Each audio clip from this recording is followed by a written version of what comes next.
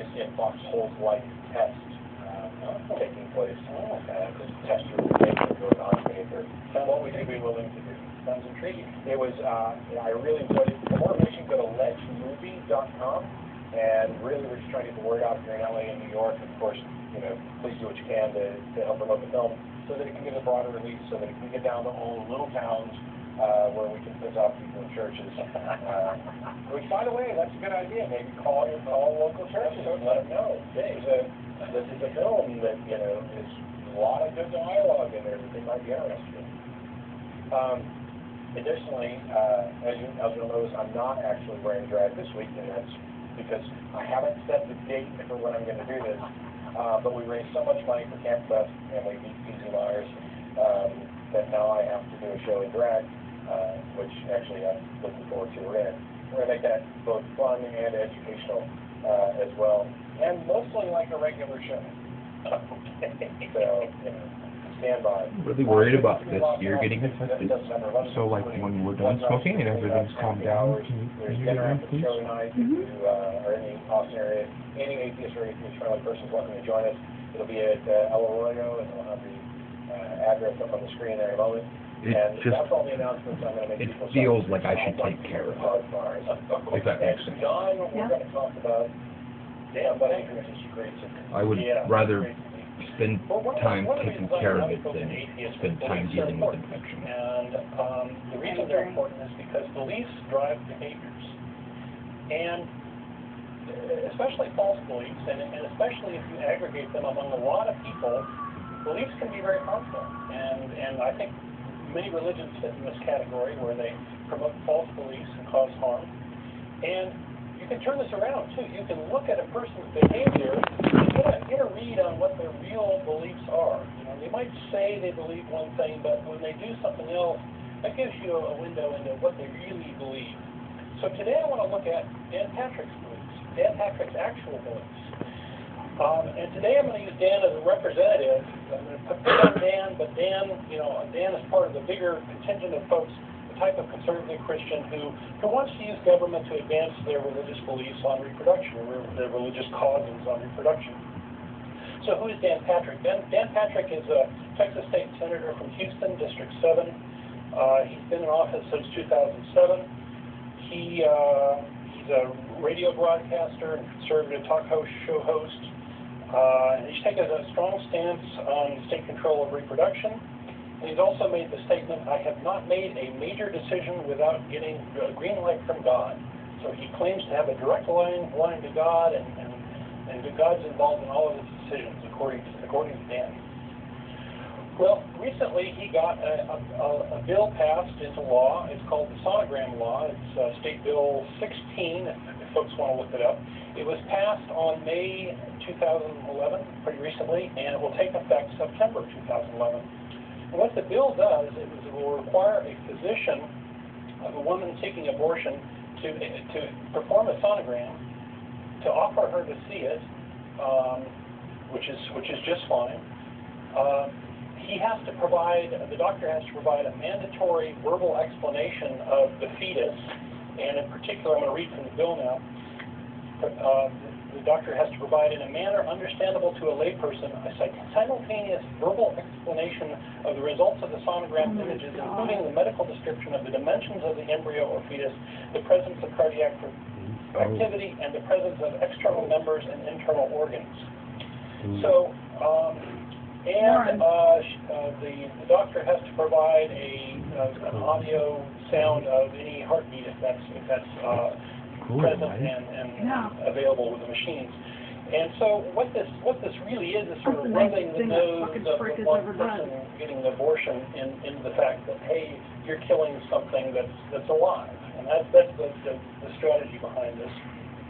And this bill is similar to other bills around the country, other laws around the country, where they're forcing women seeking abortions to jump through a whole bunch of different hoops, to travel multiple days, forcing them to get off of work, forcing them to watch propaganda, forcing them to suffer emotional distress, interfering with medical procedures. There was an attempt to redefine rape so that exclusion couldn't be used so easily. There's an obvious attempts to harass doctors who provide abortions. It's part of the bigger picture. They're also trying to make family planning difficult. They've tried to defund and defraud family planning organizations. They've tried to increase the costs and liabilities of abortion providers. And the pro-life movement is largely religious in nature, so although there are people on both sides. Dan Patrick has made his religious intentions very clear, claiming to be God's agent on this. And anyway, so the law, for better or worse, is already subject to a lawsuit, so we'll have to see how that all plays out. Okay, so we have Dan Patrick producing this bill, but I think Dan Patrick's true beliefs are rather confusing because, for example, he claims that he wants to reduce abortions, and that's a common claim you hear. But I believe that's a lie because there are two well-known, effective ways of doing that. Let's discuss those. The first well-known way of reducing abortions is abstinence. Well, there's sex education, right? There's encouraging contraceptive use, enabling and facilitating family planning, promoting responsibility, providing social assistance to mothers who need neonatal care and these sorts of things. All of these things actually help reduce abortions, and there are many, many countries, especially Europe, who have been very successful in these sorts of things. The U.S. has a very high abortion rate, and in fact, there are Christians, it seems, like Dan, seem to work hard to sabotage all of these things. Contraceptive use is especially taboo, and there's all sorts of games and gimmicks to try to harass women who are seeking abortions, who are in an unfortunate situation, and they're pretty vulnerable. So, and in fact, in all the first world countries, if you compare religious belief with abortion rates, you like him, he's just an idiot. Which means that countries who have higher rates of religious beliefs have higher abortion rates. Most of my friends are that guy. Christian policies are a proven failure. Then they do something that surprises the hell out of you. Dan is actually trying to reduce abortions. So this is a little bit of a mystery what he's really doing. The other Kind of makes you wish someone would get a tattoo. Abortions, since I think about 75% of women seeking abortions say that they are doing so because they cannot financially support a child. One way to do that is to fund the child all the way through college. And I don't know of any Christian organization that is doing that. That would be a way that they could reduce abortions. If they truly believe that God provides, they could provide and get reimbursed from God. But we know they don't really believe that because their behavior is different than that. So I found no organizations that Christians will do that, and so.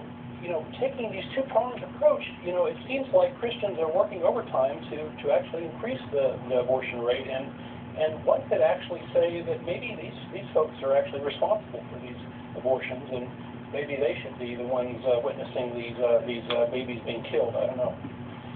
So, in my cynical opinion, I believe that Christians want to control people's reproduction, but they don't want to have any sort of responsibility for what comes with that, and those two things go hand in hand. You can't. The difference between controlling someone's reproduction and controlling someone's ability to murder another. So there is some other issues that I want to bring up too that are kind of confusing to me.